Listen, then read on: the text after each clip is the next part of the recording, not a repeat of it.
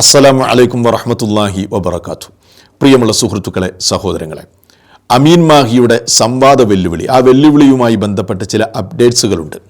അത് നിങ്ങളുമായി പങ്കുവെക്കാനാണ് ഈ സന്ദർഭത്തിൽ ഞാൻ നിങ്ങളുടെ മുമ്പിൽ വന്നത്. ഈ അമീൻ മാഹിയെക്കുറിച്ച് ഓർക്കുമ്പോൾ സങ്കടം തോന്നുകയാണ്.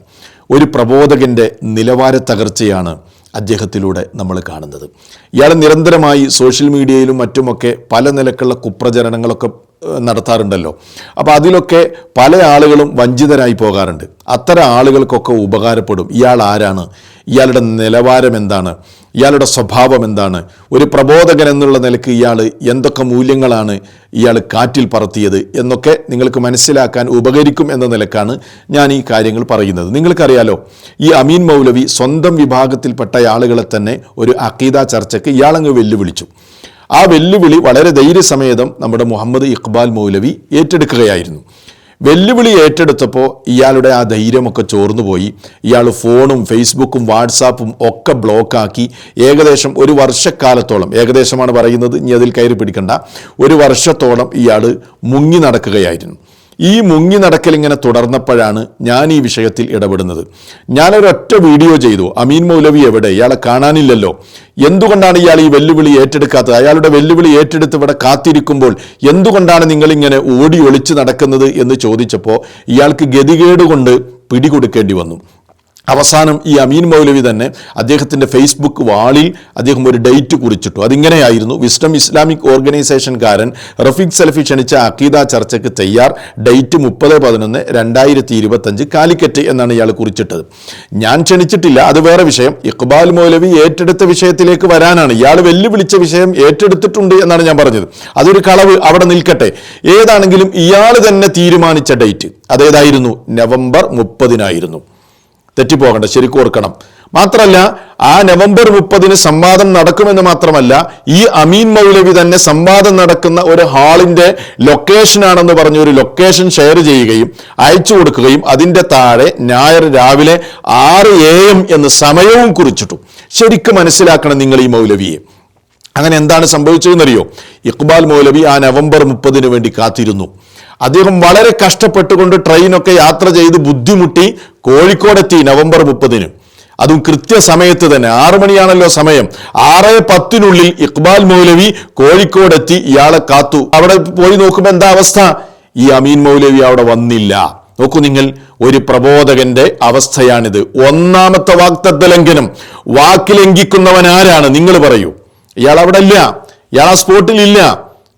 ആലോചിച്ച് നോക്കണം, ഇയാൾ ആ സ്പോട്ടിലില്ല. മാത്രമല്ല, ഇയാൾ നടത്തിയ രണ്ടാമത്തെ വാഗ്ദത്ത ലംഘനം എന്താണെന്ന് അറിയുമോ? ഈ ഇഖ്ബാൽ മൗലവിയുടെ ഫോൺ ഇയാൾ ബ്ലോക്കാക്കിക്കായിരുന്നു കാലങ്ങളായി. അങ്ങനെ ഇയാൾ പറഞ്ഞു, സംവാദ ദിവസം ഞാൻ ബ്ലോക്ക് മാറ്റും. പക്ഷേ അവിടെ ചെന്ന് വിളിച്ചു നോക്കുമ്പോൾ ബ്ലോക്ക് തന്നെയാണ്. എല്ലാ രേഖയും നമ്മുടെ കയ്യിലുണ്ട്. ഫോൺ ബ്ലോക്ക് തന്നെയാണ്. ബ്ലോക്ക് മാറ്റിയില്ല ഈ മനുഷ്യൻ. രണ്ടാമത്തെ വാഗ്ദത്ത ലംഘനം നിങ്ങൾ മനസ്സിലാക്കണം. ഇനിയോ മൂന്നാമത് ഇയാൾ ചെയ്തത് എന്താണെന്നറിയോ? ഇയാളൊക്കെ പൊക്കി നടക്കുന്ന ആളുകൾ, ഇവരൊക്കെ ആരാണ് എന്ന് ശരിക്കും മനസ്സിലാക്കണം. മൂന്നാമത് ഇയാൾ ചെയ്തത് എന്താണെന്നറിയോ? ഇയാൾ തന്നെ ഷെയർ ചെയ്ത ലൊക്കേഷൻ, അവിടെ ഹാളുണ്ടാകുമെന്നാണ് ഇയാൾ പറഞ്ഞത്. ആ ലൊക്കേഷനിൽ അങ്ങനെ സംവാദം നടക്കുന്ന ഒരു ഹാളില്ല. മൂന്നാമത്തെ വാഗ്ദത്ത ലംഘനം. അങ്ങനെ അവിടെ ചെന്ന് ഇഖ്ബാൽ മൗലവിയും അദ്ദേഹത്തിന്റെ കൂടെയുള്ളവരും ഇതൊക്കെ ഇയാൾ ചെയ്ത ഈ പച്ചക്കുള്ള വാഗ്ദത്ത ലംഘനം വീഡിയോ ചെയ്ത് സമൂഹ മാധ്യമങ്ങളിലൂടെ പ്രചരിപ്പിച്ചപ്പോൾ ഇയാൾ ഒളിച്ചിരിക്കുകയായിരുന്നു. മാളത്തുനിന്ന് പുറത്തു ചാടി. ഇയാൾ എന്താ ചെയ്യുന്നത്? ഇയാളെ ശിഷ്യനാണെന്ന് പറഞ്ഞ് ശിഷ്യനെ അയക്കുകയാണ് ഇവരുടെ അടുത്തേക്ക്. എന്നിട്ട് ഇവരെ നേരെ കൂട്ടിക്കൊണ്ടുപോകുന്നത് എങ്ങോട്ടാണെന്നറിയോ? ഭക്ഷണം കഴിക്കാനോ, ഹോട്ടലിലേക്ക്. ഇഖ്ബാൽ മൗലവി പറഞ്ഞു, ഞങ്ങൾക്കിപ്പോൾ ഭക്ഷണമല്ല വേണ്ടത്. ഭക്ഷണം കഴിക്കാൻ ഹോട്ടലിലേക്ക് കൊണ്ടുപോയി പിന്നെയും സംവാദത്തിന്റെ സമയം നീട്ടിക്കൊണ്ടുപോകും, വൈകിപ്പിക്കുമെന്ന് തിരിച്ചറിഞ്ഞ് ഇവര് എന്ത് ചെയ്തു? അത് വിസമ്മതിച്ചു. ഞങ്ങളെ ഹാളിലേക്ക് കൊണ്ടുപോകണം, ഞങ്ങൾക്ക് സംവാദമാണ് വേണ്ടത്, അതിനാണ് ഞങ്ങൾ ഇവിടെ കഷ്ടപ്പെട്ട് വന്നത് എന്നവർ പറഞ്ഞു. അപ്പൊ ഇയാൾ തന്നെ ഇറങ്ങി വന്നിട്ട് എന്താ ചെയ്യുന്നതെന്നറിയോ? ഇവരെ ഹാളിലേക്കാണെന്ന് പറഞ്ഞ് കൂട്ടിക്കൊണ്ടുപോകുന്ന ഒരു രംഗമുണ്ട്. നിങ്ങൾ അതൊന്ന് കണ്ടു നോക്കൂ. ചർച്ചയുടെ ഹാളിൽ പാറ സമയം കഴിഞ്ഞു. മീൻസ് ഹാളെവിടെയാ? ഭക്ഷണം വേണ്ട, ഹാളിലേക്ക് പോവാ. ചർച്ച ഹാളിലാ. ഭക്ഷണം കഴിക്കാനല്ലല്ലോ വിളിച്ചത്, ചർച്ചക്കല്ലേ വിളിച്ചത്.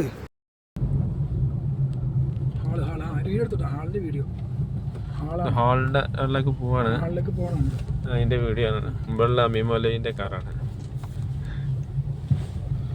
കണ്ടില്ലേ? അമീൻ മൗലവി സംവാദം നടക്കുന്ന ഹാളിലേക്ക് കൊണ്ടുപോവുകയാണ്. ഇനി ഇയാൾ കൊണ്ടുപോകുന്ന ഹാള് ഏതാണ് എന്ന് നിങ്ങൾക്കൊന്ന് കാണാം. ആ ദൃശ്യം ഒന്ന് കണ്ടു നോക്കൂ. അമീൻ ഉസ്താദ് പറഞ്ഞ ഹാള് അദ്ദേഹം പിന്നെ ഞാൻ വന്ന ഗംഭീര പരിപാടി ആയിരിക്കും എന്ന് പറഞ്ഞിട്ട് ഒരു ഹാളിലേക്ക് കൊണ്ടുപോകണം ഞങ്ങളെയൊക്കെ. ഞങ്ങൾ ഹാളിലേക്ക് കയറാണ്. ഇതാണ് അമീൻ ഉസ്താദ് പറഞ്ഞ ഹാള്. കണ്ടോ, സംഭവം നടക്കാൻ വേണ്ടി അദ്ദേഹം മൈക്ക് സെറ്റ് സ്പീക്കർ ഇതെല്ലാം തയ്യാറാക്കി ഹാളാണ് ഈ കാണുന്നത്. കണ്ടോ, ജുബ്ബ പൈജാമ ബനിയൻ എല്ലാം തൂക്കിയിട്ടിട്ടുണ്ട്. ഇതാണ് ഹാളിൻ്റെ അവസ്ഥ. ഇതാണ് സംഭവം നടക്കാൻ വേണ്ടി അക്കീദ സംവാദത്തിന് വേണ്ടി അമീൻ മൗലവി വെച്ച ഹാളാണിത്. കണ്ടോ, ഹാളിലേക്ക് വിളിച്ചുകൊണ്ട് വന്നിട്ട് അമീൻ മൗലവി കാണിക്കുന്നതാണിത്. കണ്ടില്ലേ സഹോദരങ്ങളെ, എങ്ങോട്ടാ കൊണ്ടുപോയത്? ഇയാളുടെ വീട്ടിലേക്ക്, ഇയാളുടെ ഫ്ലാറ്റിലേക്ക്. എന്താ അവിടെ അവസ്ഥ? അവിടെ മൈക്കും സൗണ്ടും ഇത് ലൈവ് ചെയ്യാനുള്ള സംവിധാനം എന്നല്ല, അയാളുടെ ഡ്രസ്സ്, അയാളുടെ തോപ്പ്, മറ്റുള്ള കാര്യങ്ങളൊക്കെ കൂട്ടിയിട്ടിരിക്കുന്ന, അതൊക്കെ ഇട്ടിരിക്കുന്ന ഹാളിലേക്കാണ് ഈ മനുഷ്യൻ കൊണ്ടുപോകുന്നത്. ഒന്ന് ആലോചിച്ചു നോക്കൂ സുഹൃത്തുക്കളെ. എത്രയോ ദിവസങ്ങൾക്ക് മുമ്പ് ഇയാൾ കുറിച്ചിട്ട ഡേറ്റിൽ ആ ഡേറ്റ് ഏറ്റെടുത്ത് ഇയാളൊരു മുസ്ലിമാണ്, ഒരു പ്രബോധകനാണ്, ഇയാൾ പറഞ്ഞ വാക്കിനൊരു വിലയുണ്ടാകുമെന്ന് വിചാരിച്ച് മറ്റൊരു കൂട്ടർ കോഴിക്കോട് എത്തുമ്പോൾ ഈ മനുഷ്യൻ ചെയ്യുന്ന വാഗ്ദത്ത ലംഘനത്തിന്റെ നേർക്കാഴ്ചയാണ് നിങ്ങൾ ഈ കാണുന്നത്. നിങ്ങൾ പറയൂ, ഇയാളൊരു പ്രബോധകനാണ്? ഒരു മുസ്ലിം പോലും, സാധാരണക്കാരനായ വിവരമില്ലാത്തൊരു മുസ്ലിം പോലും ഇത് ചെയ്യൂല. അയാൾക്ക് ബോധമുണ്ട് വാഗ്ദത്ത ലംഘനം നടത്തുന്നത് മുനാഫിക്കിന്റെ ഏർപ്പാടാണ് എന്ന് ഒരു സാധാരണ മുസ്ലിമിനറിയാം. പക്ഷെ ഇയാൾ ചെയ്തത് എന്താ? ഇയാൾ ചെന്ന് നോക്കുമ്പോൾ ഇതാണ് അവസ്ഥ. അവിടെ ഹാളും ഇല്ല, ഒന്നുമില്ല. ഇയാൾ ഈ സംവാദത്തിന്റെ ചെലവ് ഏറ്റെടുക്കാന്ന് പറഞ്ഞിരുന്നു. അതേപോലെ വേറെ കുറെ വാഗ്ദാനങ്ങൾ ചെയ്യാന്ന് പറഞ്ഞു. ആ വാഗ്ദാനങ്ങൾ മുഴുവനും ഇയാൾ ലംഘിച്ചു. എന്നാൽ മറുഭാഗത്ത് ബഹുമാനനായ ഇഖ്ബാൽ മൗലവി അദ്ദേഹം പറഞ്ഞ വാഗ്ദാനങ്ങൾ മുഴുവനും അദ്ദേഹം പാലിച്ചു. അദ്ദേഹം പറഞ്ഞു, ഈ ഒളിച്ചു നടക്കുന്ന ഈ അമീൻ മൗലവിയെ സംവാദത്തിലേക്ക് പിടിച്ചു കൊണ്ടുവരുന്നവർക്ക് 10,000 രൂപ ഇനാം ഞാൻ പ്രഖ്യാപിച്ചിരിക്കുന്നു എന്ന് അദ്ദേഹം പറഞ്ഞിരുന്നു. അപ്പൊ ഞാൻ വീഡിയോ ചെയ്തു. ഞാൻ ഈ ക്യാഷിന് വേണ്ടി വീഡിയോ ചെയ്തതല്ല. പക്ഷെ ഞാൻ കാരണം അദ്ദേഹം സംവാദത്തിലേക്ക് വന്നതുകൊണ്ട് അദ്ദേഹം ആ വാഗ്ദത്തം പാലിച്ചു. അദ്ദേഹം പറഞ്ഞു എന്നോട്, എനിക്ക് എന്താണെങ്കിലും ആ 10,000 രൂപ നിങ്ങൾക്ക് തരണം, എനിക്ക് ആ വാക്ക് പാലിക്കണം എന്നുണ്ട്. അദ്ദേഹത്തിന്റെ ആ സൂക്ഷ്മത കണ്ട് ഞാൻ അത്ഭുതപ്പെട്ടു പോയി. അള്ളാഹു ദീർഘായുസ് പ്രദാനം ചെയ്യട്ടെ. അദ്ദേഹം എനിക്ക് ആ 10,000 ട്രാൻസ്ഫർ ചെയ്തു. ഞാൻ ആ പൈസക്ക് വേണ്ടി, ക്യാഷിന് വേണ്ടി ചെയ്തതല്ല കേട്ടോ.